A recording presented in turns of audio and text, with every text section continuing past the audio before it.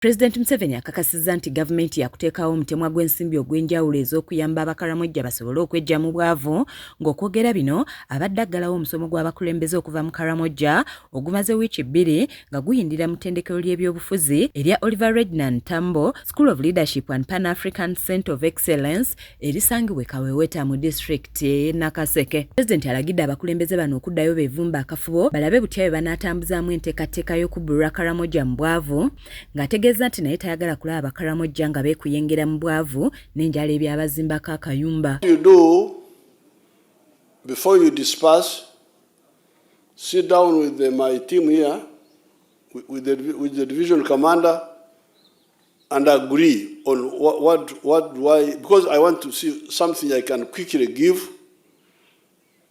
Now, once we deal with the food, with the water, I want the households to get something they can get money from quickly.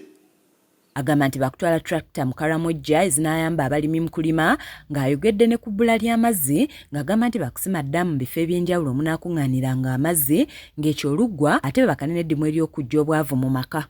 We must defeat hunger first. And we have agreed with the leaders here that we are going to bring enough tractors in that area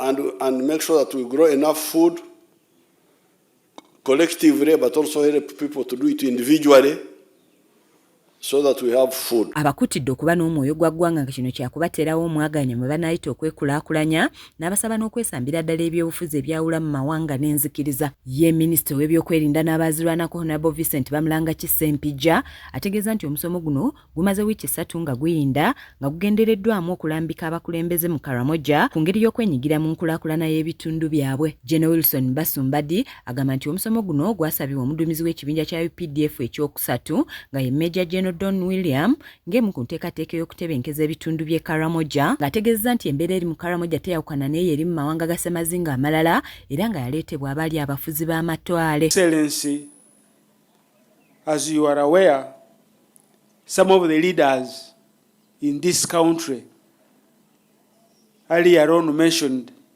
that they cannot wait for Karamoja to develop. And due to this neglect, Karamoja historically became a bastion of insecurity with a vicious cycle of a tradition and culture of warrior life. Security lies in this program. Service delivery lies in this program. Development lies in this program. Alternative means of livelihood lies in this program, so that because we can't kill poverty with bullets, we cannot kill ignorance with bullets, we must have this integrated program.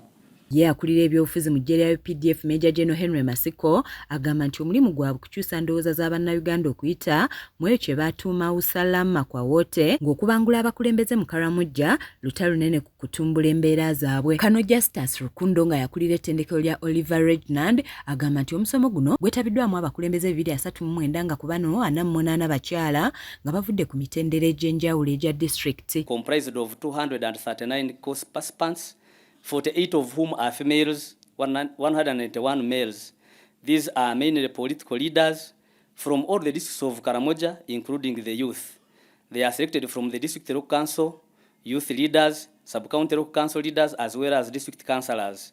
Your Excellency, the leaders have been undergoing this transformation leadership course for the last 3 weeks. Ate ye ssentebe wa district e Karenga Felix Mark Lochal ategeeza President nti baganyiddwa nnyo mu musomo guno era nga basobodde okuvaayo n'engeri ez'enjawulo mwe bagenda okuyita okukyusa embeera z'abantu be bakulembera. We wish to affirm that we came to Oliver Tambo when we were ideologically sick, empty, poor, disoriented, and now we are ideologically sound, fit, treated, and filled up with knowledge from this school. Nzaneti Namatovu ku lwa KSTV agaleero.